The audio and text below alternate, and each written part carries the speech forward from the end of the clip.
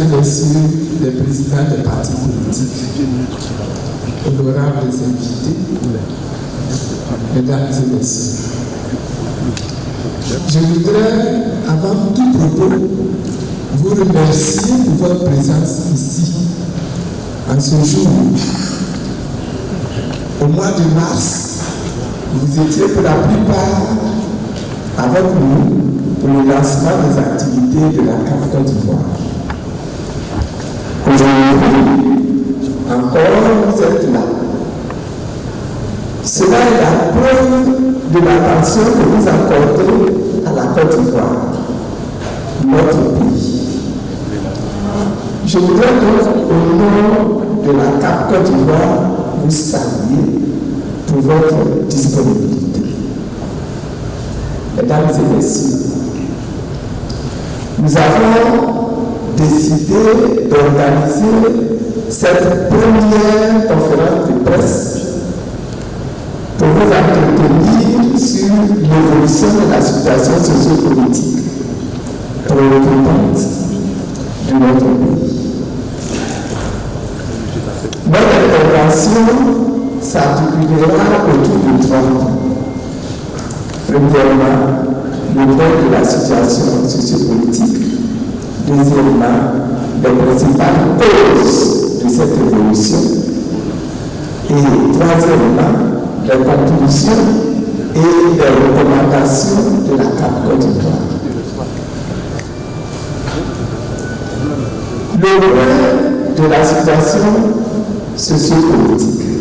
Mesdames et messieurs, la situation sociopolitique de notre pays se dégrade rapidement.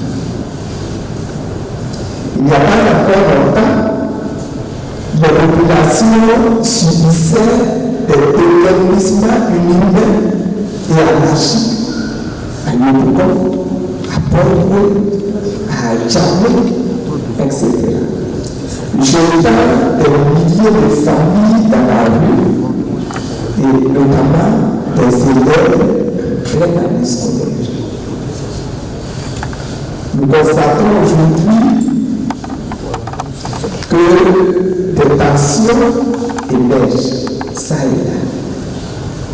Vous vous souvenez qu'il y a peu, c'était la question foncière qui agitait le cœur de tous les Abidjanais, en particulier des Haïtiens. Rapidement, le cœur des producteurs d'Anacate s'est à son tour amèrement alourdi avec la mévente de leur production sur toute l'étendue du nord du pays, du centre-ouest du pays et du centre-est du pays. Le front social s'est embrassé avec la grève des enseignants. Et cette grève qui a été marquée par des arrestations inexplicables. Au niveau politique, les tensions sont de plus en plus vives. L'environnement sociopolitique s'est fortement dégradé à l'occasion de la révision de la liste électorale en 2025. Et il est à craindre qu'il se dégrade encore plus au cours de la mise en œuvre des différentes phases du processus électoral et à l'approche des élections d'octobre 2025. Tous, acteurs politiques, guides religieux de toutes les confessions, analystes politiques, journalistes et hommes de médias, les démocrates et observateurs critiques sont d'accord pour dire que le climat social et l'environnement sociopolitique ne sont pas bons. Les interventions, les alertes des médias, les mises en garde des guides religieux, du barreau des avocats, les débats des analystes politiques et les prises de position de certains élus sur cette question confirment toute cette menace. L'environnement sociopolitique se crispe et le climat social se détériore. La convocation dans une préfecture de police du porte-parole du ministère de la dignité de la nation pour avoir simplement annoncé une manifestation autorisée dans toutes les démocraties modernes est une parfaite illustration de cette situation. Les ingrédients pour tout faire imploser se mettent progressivement en place sous nos yeux. Il est bon de rappeler que les élections présidentielles, parce que nous refusons de voir la vérité en face, occasionnent des morts en Côte d'Ivoire depuis plusieurs décennies. Les statistiques macabres sont malheureusement là pour nous interpeller. Officiellement, on a démontré en 1995 30 morts.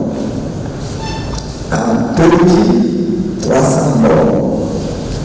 En 2010, 3000 morts. Et vous êtes d'accord avec moi que ces chiffres ne sont loin de refléter la réalité.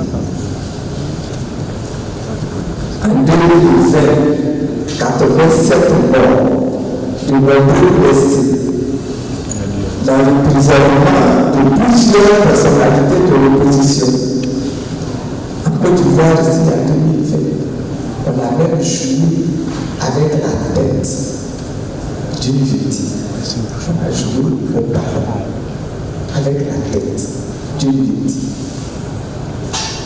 La carte Côte d'Ivoire, dont l'un des principes est de recourir au dialogue pour la résolution des problèmes, souhaite que ce cycle de violence prenne fin. La carte Côte d'Ivoire pense qu'il est temps d'agir en concertation avec tous les acteurs pour réinstaurer un climat de confiance et un environnement politique apaisé pour des élections sans violence cette année. En fin 2025, nous ne pouvons pas à nouveau avoir des morts à l'issue des élections.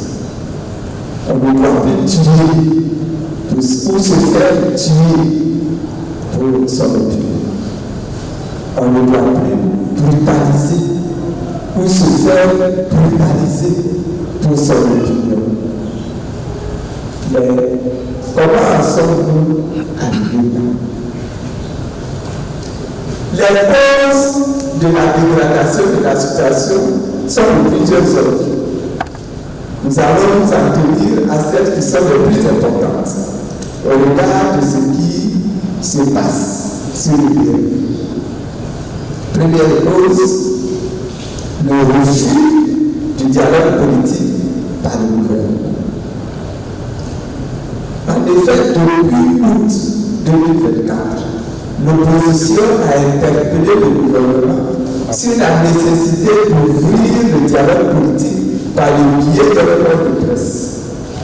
Cela a été formalisé par la suite par deux courriers au chef de l'État en septembre et en octobre 2024.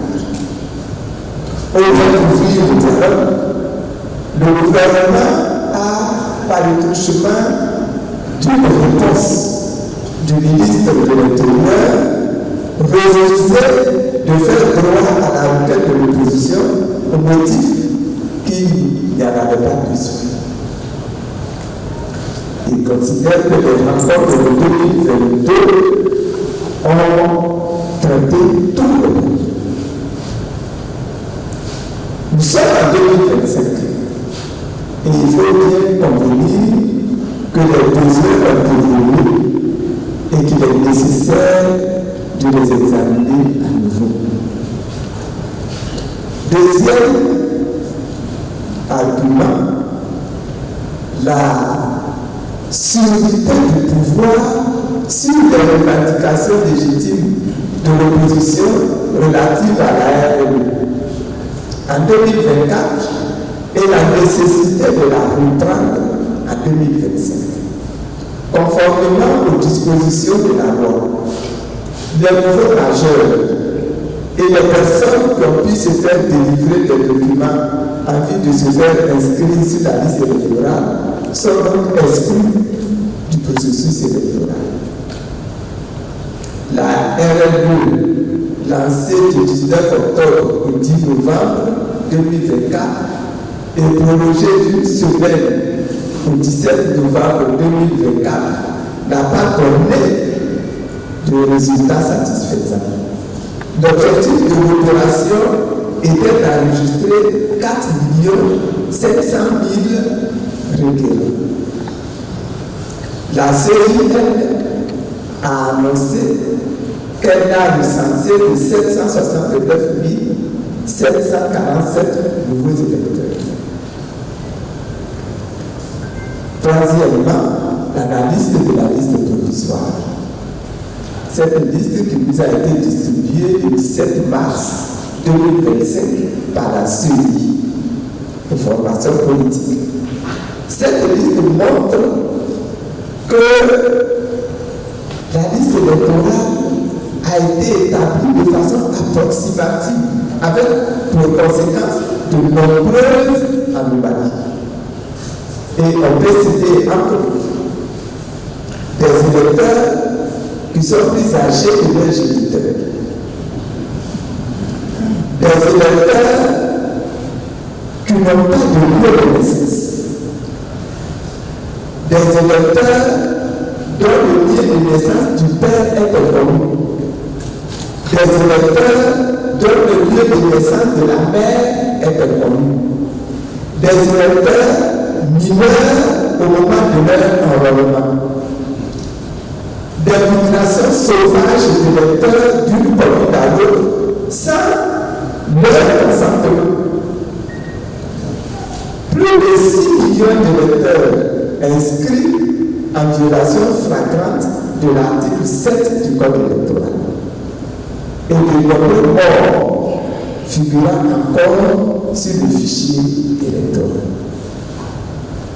Malgré les appels de l'opposition pour faire le point sur ce qui précède et pour faire auditer cette liste, le gouvernement RHDP et la CEI ont refusé d'entendre les raisons. La suspension des représentants du PPACI, du PPCI-RPA et du FPI des activités de la CEI est un autre signal du profond malaise sociopolitique que traverse notre pays. L'article 5 nouveau de la loi numéro 2019-708 du 7 août 2019 fixe le nombre de membres de la commission centrale de la CEI à 15 membres. Mais dans les faits, la commission centrale de la CEI est aujourd'hui composée de 18 membres. Et ces 18 membres sont répartis comme suit. Une personnalité proposée par le président de la République, une personnalité proposée par le ministre chargé de l'administration du territoire, 6 personnalités issues de la société civile, dont un avocat proposé par le barreau, une personnalité proposée par le Conseil national des droits de l'homme et 4 personnalités proposées par les organisations de la société civile. Un magistrat proposé par le Conseil supérieur de la magistrature. 4 personnalités proposées par le parti ou mouvement politique au pouvoir et 7 personnalités proposées par les partis ou mouvements politiques de l'opposition. Avec la suspension des activités de la CEI, des 3 partis, de l'opposition PPAC, PDCI et FPI, ces structures se trouvent donc déséquilibrées. La commission centrale de la CEI, avant même la suspension des activités de la CEI, du PPAC, du PDCI et du FPI, était déjà dominée par le parti au pouvoir.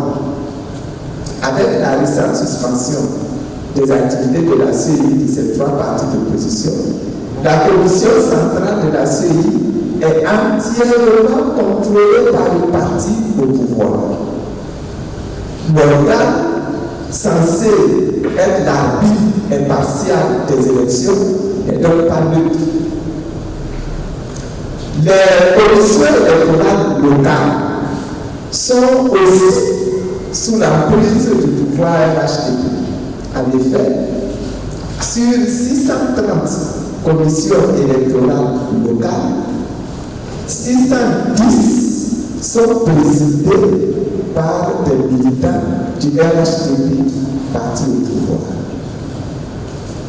Cette série n'a donc plus de fondement légal et ne peut donc plus organiser d'élections légales et crédibles. Il s'agit en cinquième position, de l'élimination par des artifices juridiques peu dignes d'un état de droit de certaines personnalités fortes susceptibles de se porter candidat en 2025. Ainsi, le président Laurent Gbagbo, le premier ministre Kibafori Kio et le ministre Charles Blé ont été écartés. Et l'on tente maintenant d'éliminer le président Tidiane Thiam de la compétition. Sixième point, il s'agit en fait du projet de quatrième mandat que le RHDP veut, contre vents et marées, offrir à M. Alassane Ouattara, en violation flagrante des dispositions constitutionnelles de notre pays. Mesdames et messieurs, ce sont là les principales causes de la situation de tension et de la détérioration de l'environnement sociopolitique que nous vivons actuellement. Cette situation est réelle, palpable et alarmante. Tous les acteurs politiques responsables doivent le reconnaître. Le délit ne peut nous conduire loin et induire des conséquences imprévisibles. Quelles sont nos conclusions et nos recommandations? La CAP Côte d'Ivoire appelle à témoin toute la communauté internationale et toute la nation ivoirienne sur le fait que nous marchons vers l'organisation de notre élection présidentielle par un organe qui n'a plus aucune légalité. La CAP Côte d'Ivoire rappelle son attachement à la démocratie, au dialogue et à la conduite des élections sur la base de discussions consensuelles et sa volonté de trouver des solutions aux problèmes de notre pays par le dialogue. Elle demande au pouvoir et à tous les gouvernements d'œuvrer à la création d'un environnement politique et social apaisé pour un scrutin sans tension en 2025 et en conséquence de convoquer le dialogue politique avec les partis dans l'opposition et les organisations de la société civile. La CAP Côte d'Ivoire réitère les premières nécessités d'opérer des réformes minimales nécessaires pour pour des élections transparentes, inclusives et crédibles en 2025. Une dernière lettre de relance de la nécessité de ce dialogue vient d'être envoyée à nouveau au chef de l'État. La CAP Côte d'Ivoire exige l'organisation de la RRE en 2025, conformément aux dispositions du code électoral. La dissolution de la CEI et la mise en place d'un autre organe véritablement indépendant, capable d'organiser des élections crédibles sans la présence de représentants de partis politiques en son sein. L'audit de la liste électorale, la réintégration du président Laurent Gbagbo, de l'ex-président de l'Assemblée nationale, celui qui a fallu Bouillon, et du ministre Charles Goudé sur la liste électorale. Elle s'oppose à toute tentative de radiation de M. Tidiane Diagne, président du PDCI RDA et président de la conférence des présidents de la CAP Côte d'Ivoire de la liste électorale. La CAP Côte d'Ivoire recommande la stricte application des dispositions de la Constitution qui exclut les candidats ayant fait 2 mandats. Et c'est le cas pour M. Alassane Ouattara. La CAP Côte d'Ivoire réclame fortement la convocation du dialogue politique dans notre pays, afin de faire aboutir ces revendications pour des élections inclusives, des élections sans violence. Et à ce titre-là, elle annonce à toute la nation l'organisation le 31 mai prochain d'un grand meeting à Abidjan.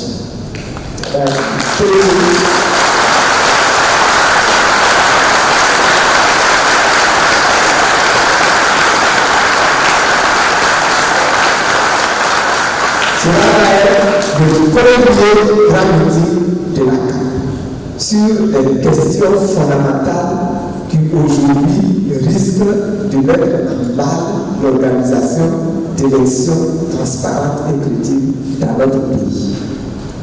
Et c'est pour ça qu'elle annonce également que d'autres actions d'envergure vont être organisées après ce premier meeting qui va être un grand meeting. Les dates de ces autres actions seront précisées ultérieurement au fur et à mesure. La CAP Côte d'Ivoire entend faire usage de tout l'arsenal légal en utilisant tous les moyens démocratiques pour se faire entendre et exprimer la volonté populaire. Avant ce grand rassemblement, la CAP Côte d'Ivoire entend prendre toute l'opinion nationale et internationale à témoin à travers une tournée d'informations et d'échanges auprès des chancelleries, des groupes religieux, des chefferies traditionnelles, des organisations syndicales, etc. Elle va également organiser des mini-meetings dans les quartiers pour préparer ce grand meeting du 31 mai 2025. L'organisation de notre grand meeting a été confiée au président Bleugoudé.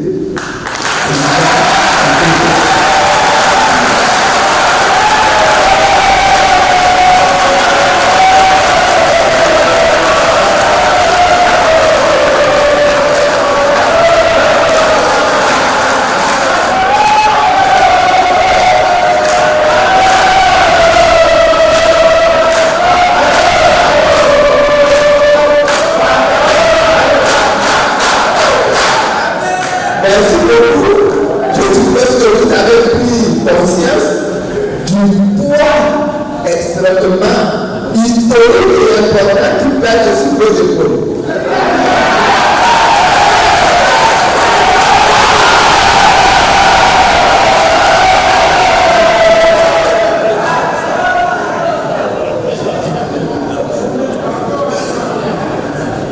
Côte d'Ivoire demande donc à ses militants et à ses militantes, à ses sympathisants et à l'ensemble des Ivoiriens épris de paix et de justice de rester debout, de rester mobilisés à l'écoute des mots d'ordre à venir.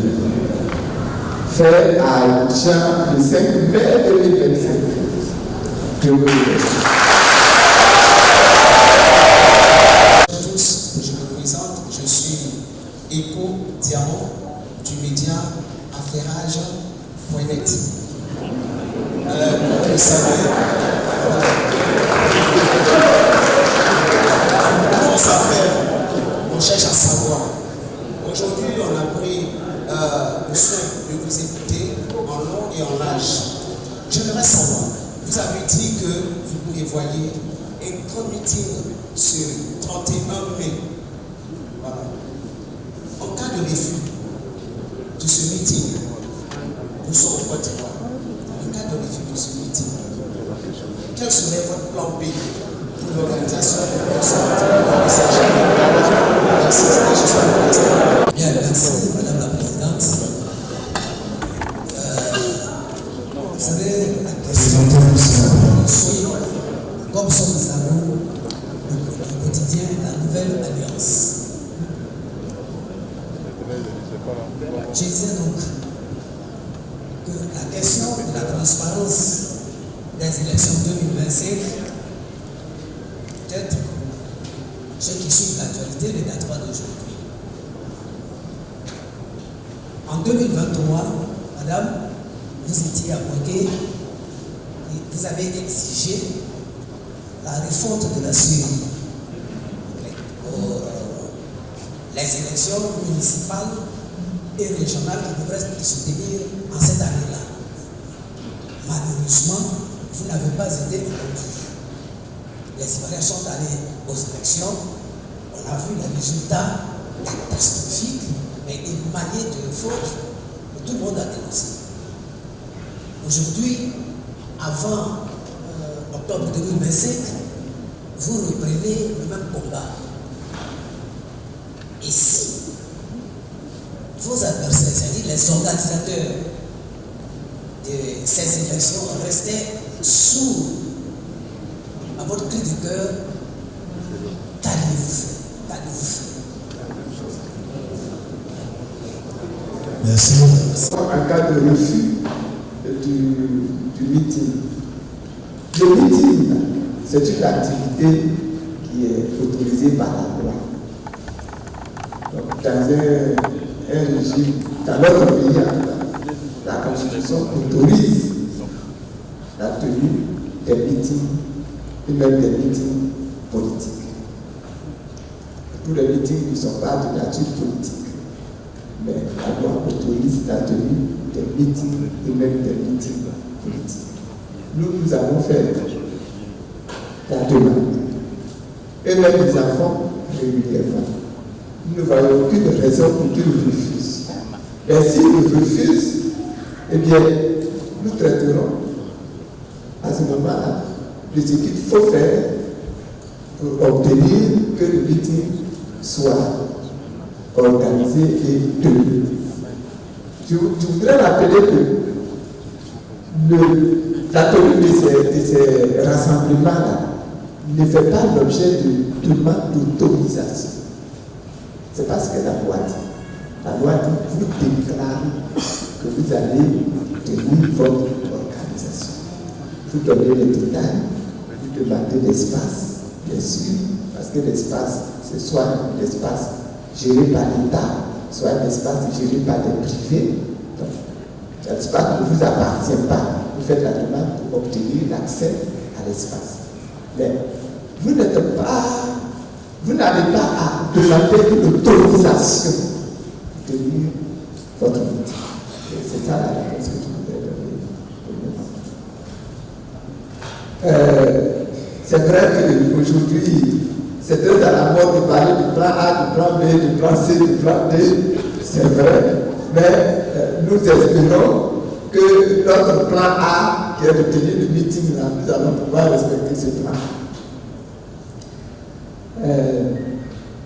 La Nouvelle Alliance parle de la transparence des élections de 2025.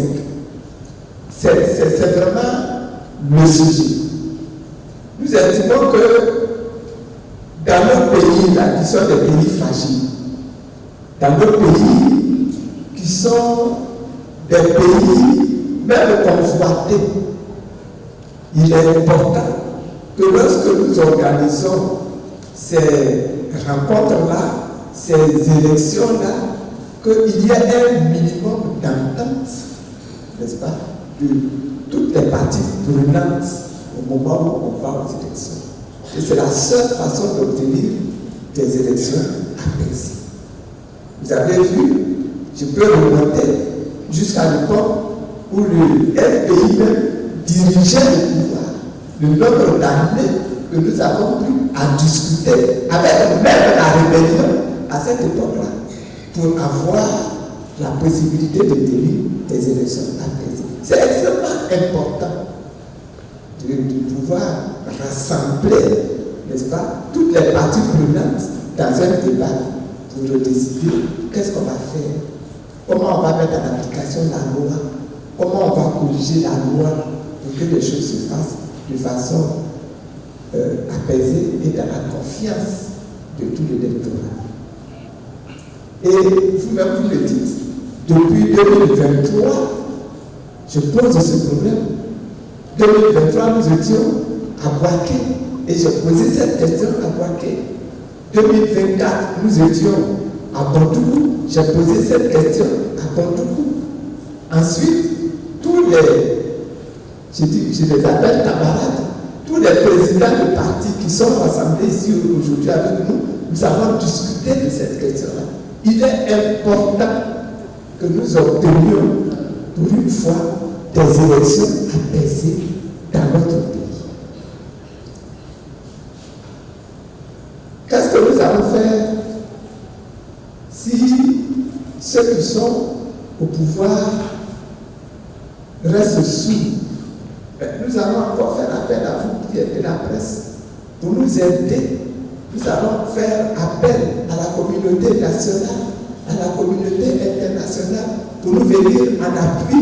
Nous là, nous ne sommes pas des preneurs d'armes pour aller attaquer un organe ou une organisation politique pour imposer notre point de vue. Nous sommes pour la discussion. Nous sommes pour le dialogue. Et le dialogue là, ça ne signifie pas que nous sommes faibles. Ça ne signifie pas que nous sommes heureux. Ça signifie simplement que nous voulons que l'opinion nationale soit respectée, que les vies humaines soient respectées, que les libertés humaines soient respectées dans notre pays.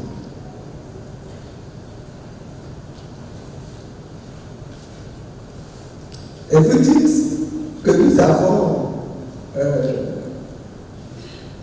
posé le problème de l'élection de la candidature de M. Alassane Ouattara. Mais c'est une question que nous posons et que nous reposons. Dans notre pays, là, il y a la Constitution.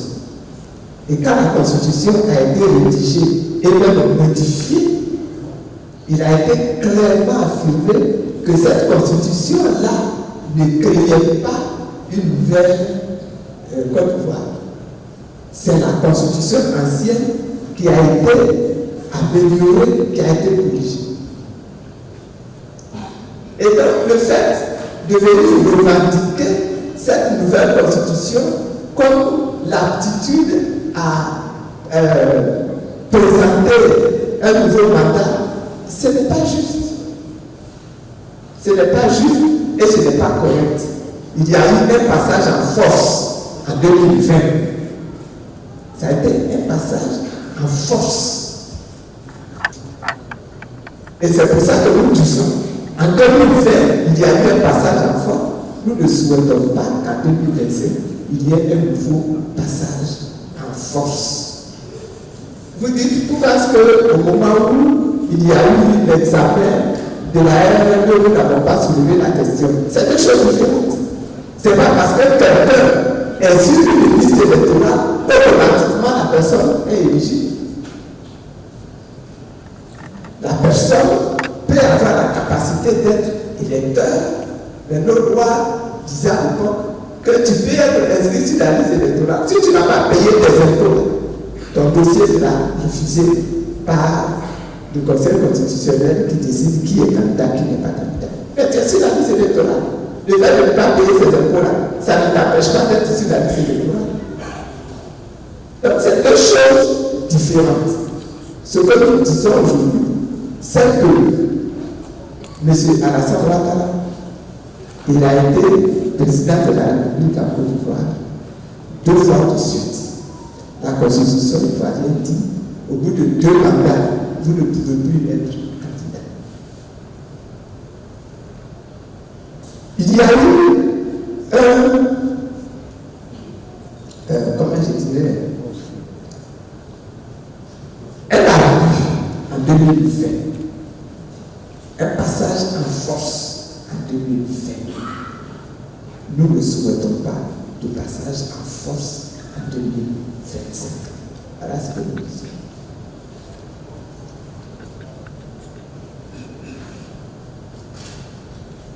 Pour la question de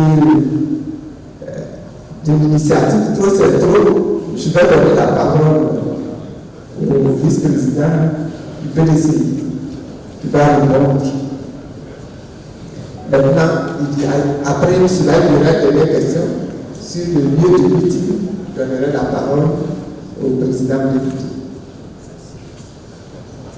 Merci, Madame la Présidente. Donc, je suis Georges-Philippe Bézalé, vice-président du PDCI-RDA, également vice-coordonnateur des activités des vice-présidents du PDCI-RDA, donc coordonnateur et le ministre d'État à Bombay. Je suis également conseiller spécial du président Tidiane Dia. Alors, concernant cette question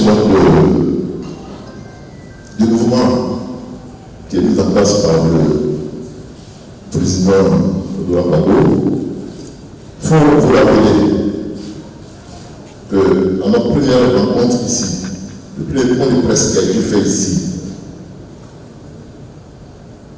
au cours duquel il y a eu une déclaration qui a été signée au bienvenu du dialogue politique, si vous vous rappelez, BPSI était présent dans cette salle. Et donc, nous avons commencé cette aventure-là de nous mettre ensemble avec le PSI.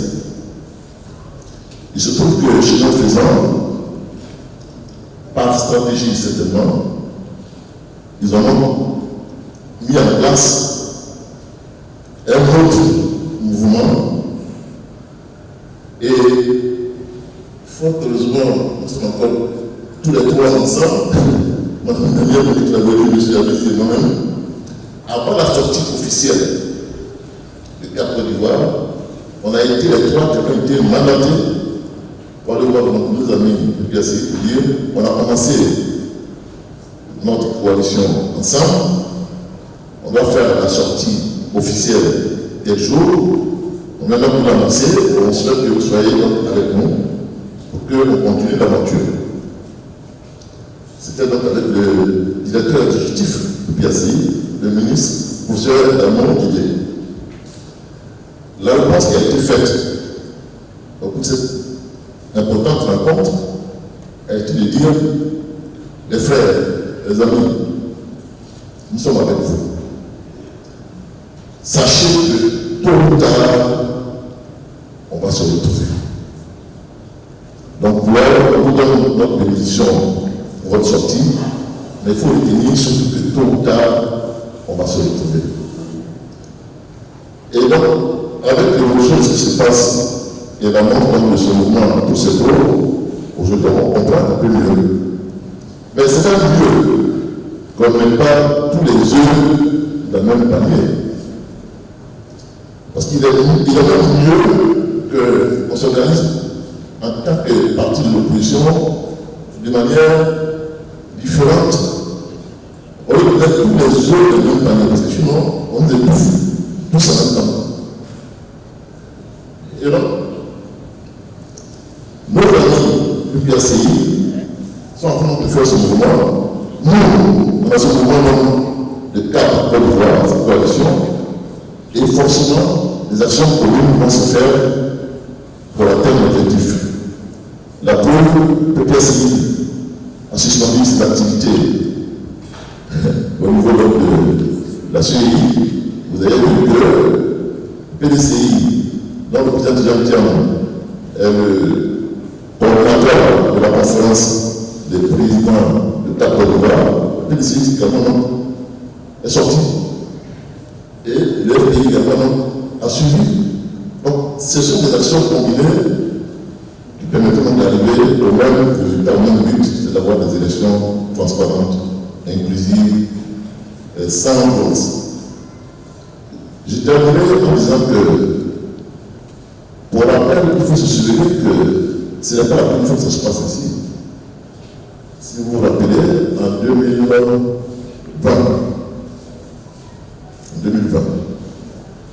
il y avait le PDCI qui était dans cette coalition qu'on appelle la CDAP. Mais enfin, le poste n'était pas le PACI. Bon, il y a eu des petits.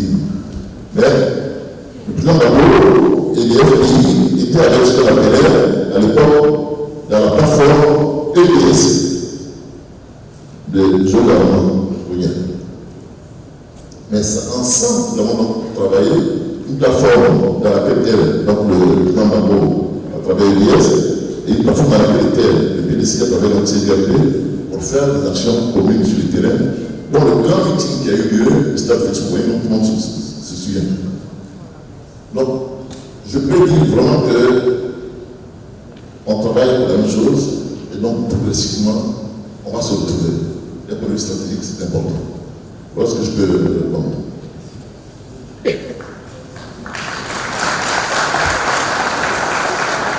Je vais donner la parole au président qui voudrait dire quelque chose avant le projet. Merci Madame la Présidente. Je voulais juste ajouter 2 mots à ce que Isalé vient de dire, et par rapport aux 2 questions importantes qui ont été posées par certains journalistes. D'abord, le mouvement trop c'est trop. Mais trop c'est trop là, on est déjà dedans. C'est pas une affaire de. C'est pas seulement une affaire de. On a commencé ça il y a longtemps.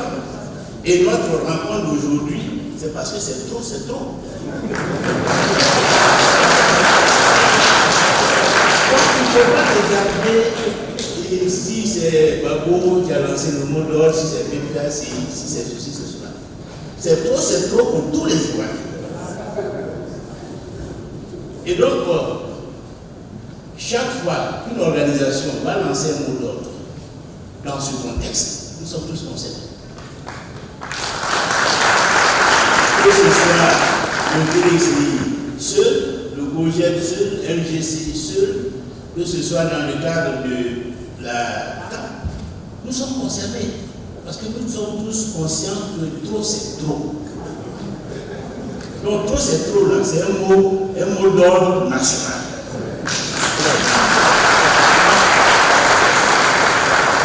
Et tout ce que nous entreprenons, nous le faisons parce que trop c'est trop. Ça c'est la première chose. Mais c'est une question qui rejoint aussi des préoccupations qui ont été émises en ce qui concerne Ferraille Prénette et Nouvelle Alliance, qui posent la question que ferez-vous si, que ferez-vous si, que ferez-vous si votre meeting est empêché, que ferez-vous si les autorités restent sourdes à vos revendications. Mais d'après vous, qu'est-ce qu'on va faire?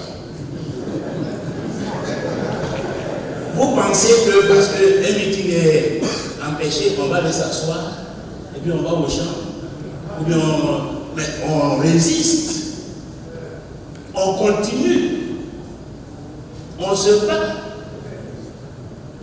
Donc, si une activité qui est légale est empêchée, nous allons nous donner les moyens pour insister. Nous allons utiliser tous les moyens légaux pour faire reculer la dictature. C'est un combat que nous engageons. Donc ne pensez pas qu'on va nous ouvrir la voie pour que nous fassions ce que nous avons envie de faire jusqu'à aller occuper le fauteuil présidentiel. Il y aura une résistance en face de nous. Et nous devons être prêts à combattre ces résistances au nom de la démocratie, au nom de la liberté. Donc à partir du moment où la loi est avec nous, à partir du moment où nous savons que nous nous battons pour nos droits, nous devons être prêts à affronter toutes les résistances et à faire tomber toutes les barrières.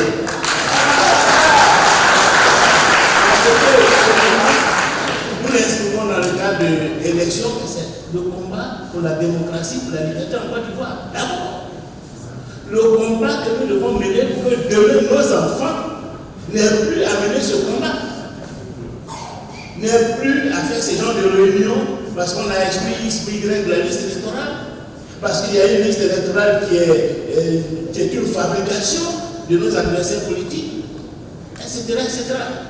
C'est un combat que nous menons depuis presque 30 ans.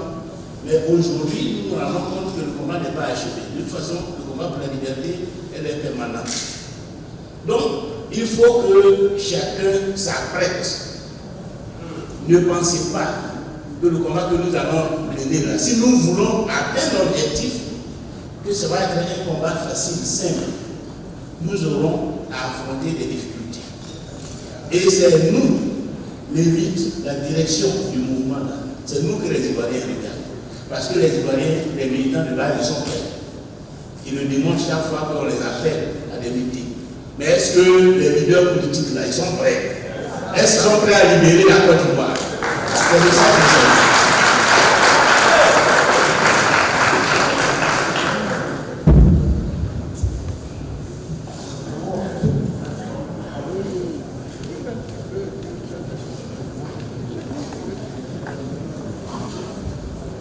Merci. Après nous poser la question relative au lieu du meeting. C'est-à-dire là où le meeting du 31 mai va se tenir. Excusez-moi pour ma voix, je sors d'une grande tournée, je suis rentré hier nuit. Et avant de parler du lieu du meeting, parlons des enjeux du meeting. C'est une action d'expression. Ce que nous voulons a été exprimé par notre parole. C'est fait l'objet de larges discussions, notamment des élections inclusives, créer un cadre de dialogue, des élections apaisées pour que, à l'issue du scrutin de 2025, on puisse compter les bulletins et non les morts, la réinscription sur la liste électorale des personnalités qu'on a exclues. Donc, le président Laurent Gbagbo, l'ancien président de l'Assemblée nationale Guillaume Soro, le président du PDCR d'ailleurs, le président Tidiane Dia, et moi-même Charles Bouti. Nous voulons une compétition réelle qui puisse permettre aux Ivoiriens d'aller choisir la personnalité à qui ils veulent confier leur destinée pour les 5 prochaines années. Vous allez applaudir ça d'abord.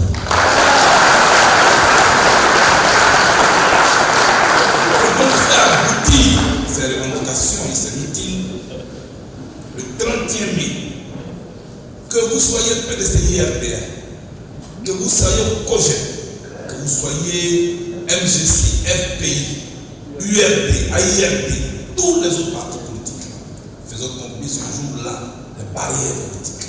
Soyons un pour notre nation, parce que là, il s'agit de la vie de notre nation.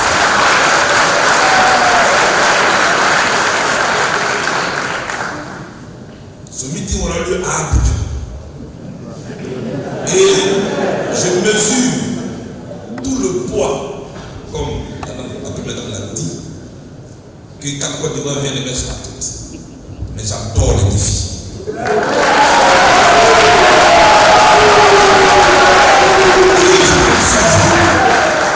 Dans les jours qui arrivent, nous allons préciser le lieu de ce meeting-là. Trouver à Abidjan un lieu qui va accueillir ce déferlement. Il dit la République.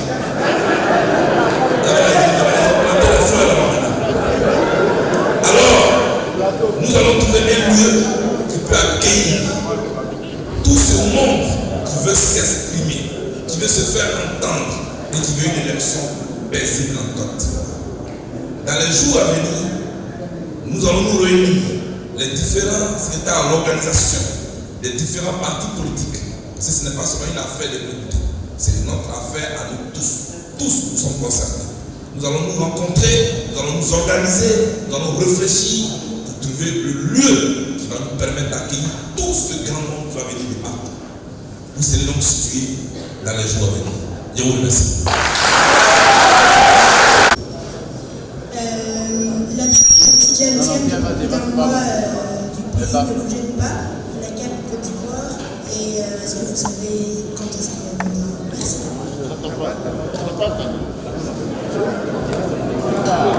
D'un mois vous gêne, la CAP Côte d'Ivoire, et est-ce que vous savez quand est-ce qu'il reviendra? Merci.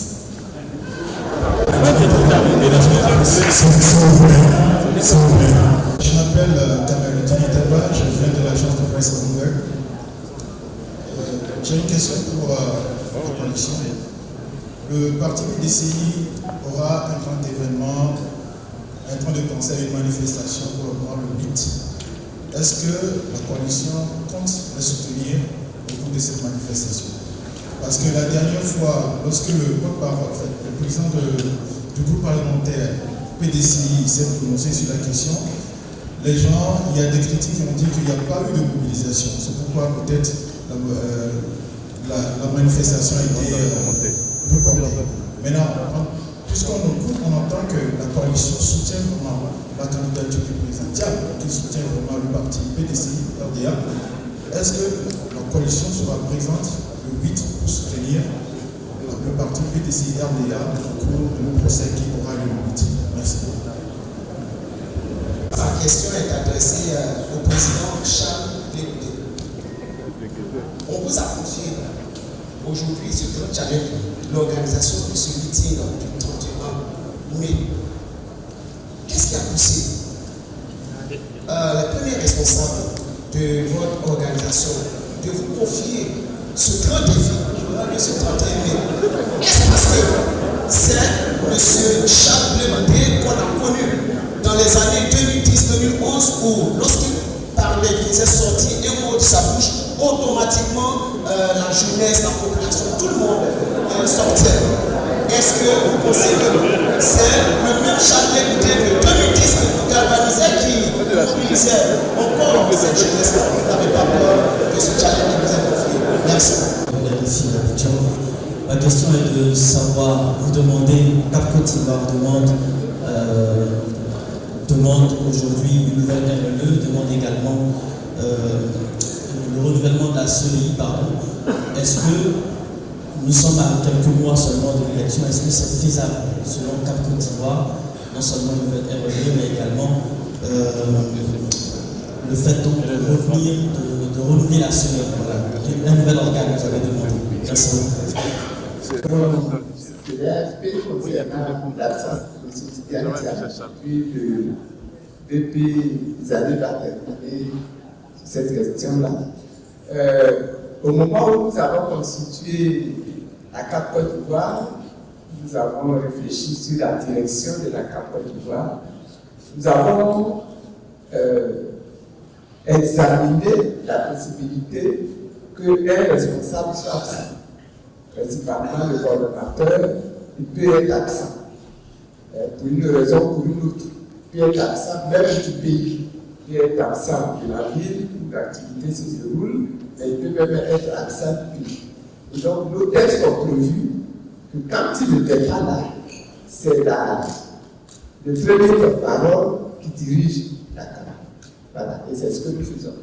il n'est pas là, donc c'est moi qui dirige la CAP. Le jour où il viendra, il prendra sa place pour continuer de diriger la CAP. En attendant, on se parle maintenant, lui-même, là où il est, il continue aussi de travailler et de combattre, etc. Que les activités avancent. Vous voulez ajouter quelque chose? Vous avez tout dit. Non, enfin, c'est juste pour vraiment préciser que, ça va être les nouvelles technologies, on peut ne pas être. La Covid a montré cela, on peut ne pas être présent. Mais on est présent. Et donc, le président Tidiane est informé de chaque détail de nos actions. Il suit très près ce qui se passe. De là-bas où il est également, il y a d'autres missions qu'il a compris pour le compte des capteurs de voix également. Après, aujourd'hui, vous avez vu, c'est les hautes personnalités PDCI qui sont là, le coordinateur général de Sibério, les députés qui sont là. Donc, le PDCI est pleinement engagé dans ce processus. Et la demande, je le représente quand il n'est pas là, c'est ce que je fais. Je pense que ça se passe très bien. À tout instant, il est informé de ce qui se passe, il donne des orientations. Comme l'a dit madame, c'est une organisation qui a été mise en place de manière collégiale en disant, quand le coordinateur n'est pas là, la première parole coordonne les activités. Si elle n'est pas là, la deuxième parole qui est dans la communauté de la mairie. Donc c'est vraiment là pour toutes les dispositions pour n'épargner une vacance au niveau donc, de la tête de 4 millions. C'est l'appel pour l'assurer. Merci. La deuxième question a été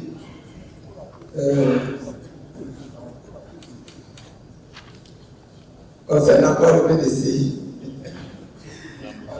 Le PDCI va faire une manifestation le 8.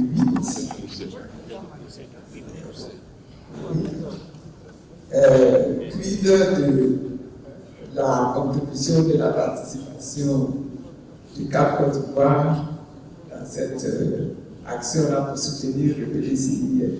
Nous sommes très attentifs à ce qui se fait, à ce qui se dit, à ce qui s'organise, parce que nous estimons que c'est l'union qui fait la force.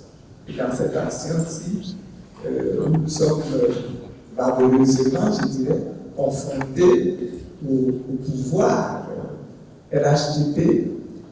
Nous estimons qu'il est important que nous nous concentrions sur l'action et que nous rassemblions nos forces pour être le plus efficace possible.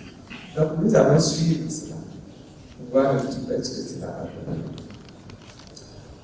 donner. Troisième question, pourquoi avons-nous confié le meeting à M. Brégoudi? Et vous avez posé la question directement à M. Brégoudi. On lui donnera le micro pour répondre. Mais je voudrais dire que quand nous organisons comme ça des actions, c'est ensemble que nous décidons de qui doit faire quoi. Par exemple, on nous a dit que nous allons envoyer des missions auprès de toutes sortes d'organisations, les ambassadeurs des pays étrangers dans notre pays, les responsables d'organisations confessionnelles, les responsables d'organisations de la société civile. Nous avons dit que nous allons la décision là également collégiale de savoir qui doit faire quoi, qui doit aller où. Et c'est donc ensemble que nous avons décidé de confier l'organisation du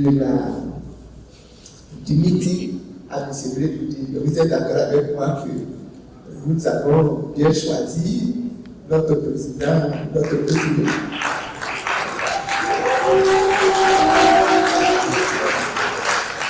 Il faut qu'à l'intérieur de la CAP Côte d'Ivoire, nous exploitions, que nous mettions à contribution les capacités personnelles des responsables, des individus qui y sont. Mais je vais donner la parole à Brégoudi.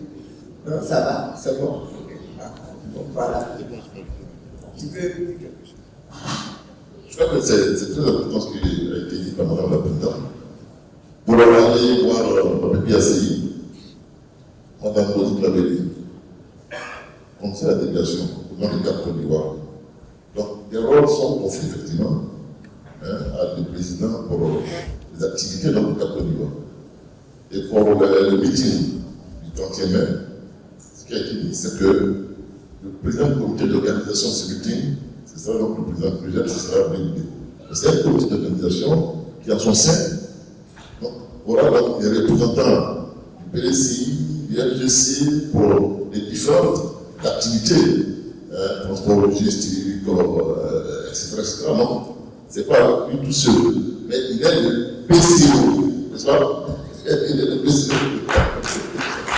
Mais c'est une manière collégiale que ce meeting sera organisé. Voilà.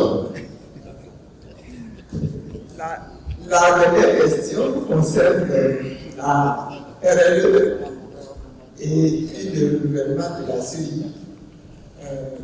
Je m'attendais un peu à cette question-là, à cette remarque-là, et de la part des responsables du RHDP ou des responsables de la CEI qui vont dire est-ce que c'est pas trop tard?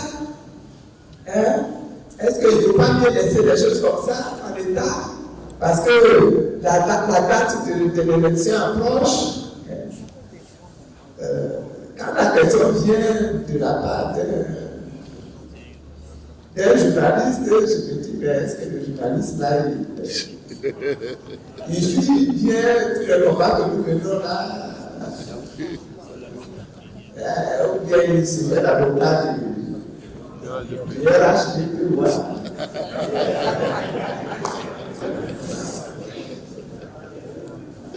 Je vous rappelle que cette question-là, nous l'avons soulevée depuis 2023 et que nous avons écrit le président de la République depuis 2024. Il fallait le temps de prendre toutes les dispositions et donc l'argument de c'est trop tard, c'est un argument qui ne peut pas nous être opposé. Et je souhaite que les journalistes me prennent en leur faveur plutôt qu'à la faveur des autorités et des responsables de la CEI avec une telle état. Si on veut faire des réformes, aujourd'hui encore, on peut s'asseoir, on peut discuter, on peut faire des réformes et puis on peut organiser des élections propres et transparentes en octobre 2015. Voilà ma première.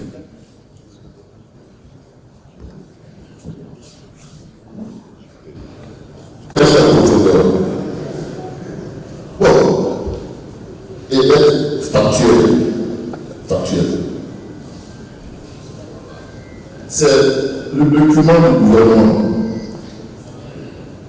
du recensement général de la population d'habitants qui dit, et je cite, que la population de la nationalité ivoirienne âgée de 18 ans et plus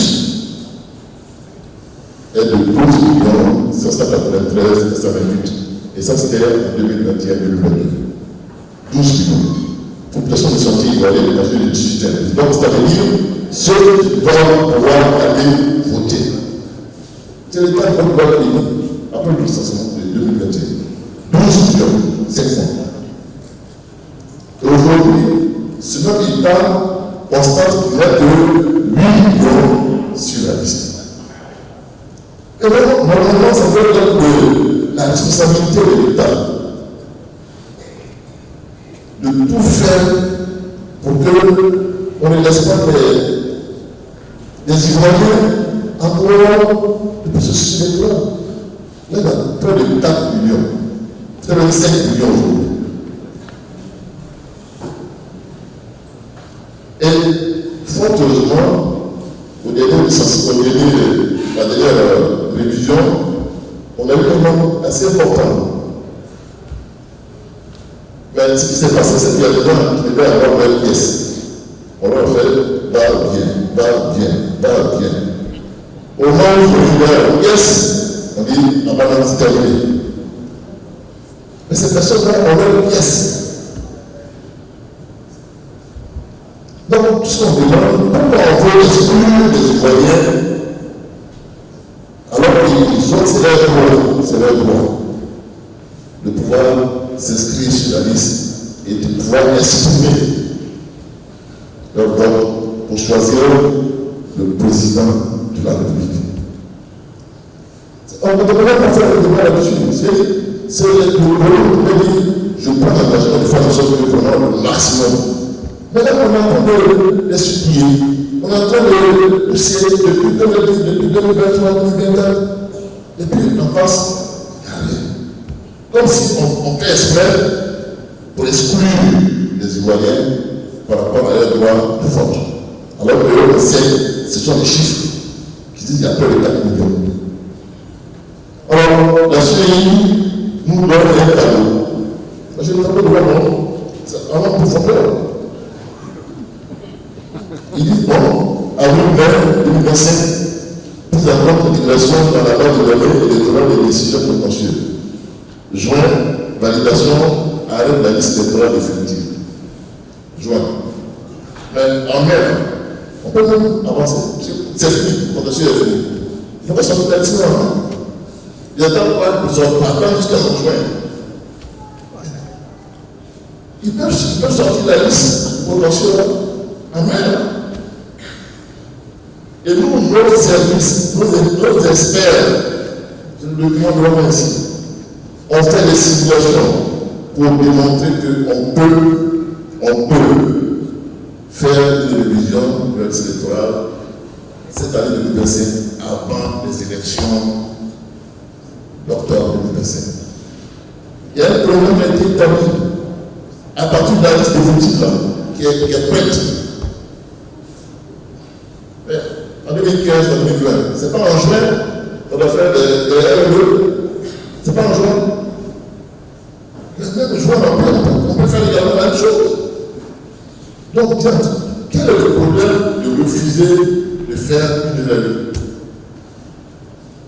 La CEI refuse, et puis, bon, le parti au pouvoir est d'accord. Parce que c'est le processus qui réclame, mais ils sont d'accord. Il y a un problème. Il y a vraiment un problème. On exige vraiment cette RE en 2025 et tout. Comment cette RE pour permettre à des Ivoiriens qui ont les papiers maintenant de pouvoir s'inscrire. Même si c'est 2 semaines. Ok, pour vous. C'est le jeu démocratique. Mais on ne peut pas refuser. Donc c'est ce que nous disons. Faisons en sorte qu'il y ait donc une révision électorale en 2025 pour permettre à tous ceux qui ont eu le papier et le moment de pouvoir s'inscrire. Et même à le gros également de pouvoir le faire. C'est ça qui est vrai. Il n'y a pas mille choses. On veut des élections propres en 2025. Et puis, je vais terminer là-dessus, dites-moi.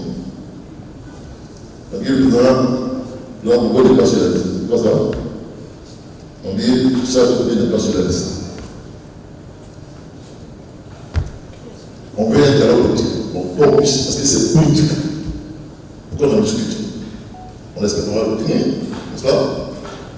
Mais ce n'est pas extraordinaire. C'était le cas. Une fois l'amitié avec l'Église, n'est-ce pas? Chaque côté a initié, l'un d'abord a initié, mais on s'inscrit comment sur la liste électorale. C'est pas une révision, il y a le lieu de l'Église. L'amitié, ça veut dire bon, on a enlevé tous les. Mais ils ne sont pas sur la liste. Ils ne sont pas sur la liste. Donc on a l'impression que bon, on a quelque chose que. Mais en tout cas, ils sont initiés, mais ils ne sont pas sur la liste. Donc c'est vraiment un problème. Donc il faut qu'on prenne une discussion pour que les gens soient initiés. Il y a même un possibilité qui est là aussi, qui est pas moi, je ne l'ai pas ils sont initiés. Et bien, on va les permettre de pouvoir s'inscrire sur la liste. Pour pouvoir également aussi participer aux élections. C'est ce qu'on souhaite. absolument indispensable pour régler tous les problèmes que nous pensons en ce moment. Voilà ce que je voulais.